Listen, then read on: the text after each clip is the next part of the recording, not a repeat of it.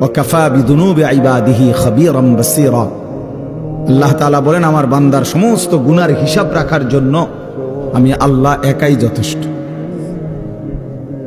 আমি একাই যথেষ্ট বান্দা। তুমি দেখবা আমি আল্লাহ তাআলার কাছে হাসরের ময়দানে যখন তোমার আমলনামা দেয়া হবে, নিজ চোখে তুমি দেখবা লা ইউগাদিরু সগীরাতান ওয়ালা কাবীরাতান ইল্লা আহসাহা। আল্লাহ তাআলা বলেন, বান্দা নিজেই বলবে, আল্লাহ ছোট কিংবা বড় আমার জীবনের কোনো কিছুই তো এই হিসাবের খাতার থেকে বাদ দেয় নাই, সবই তো উঠায় ফেলছে।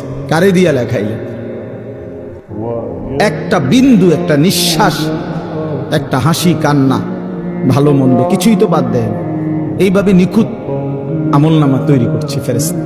এই ডান কাঁধে বাম কাঁধের ফেরেশতা এক সেকেন্ডের জন্য বিশ্রাম করে না।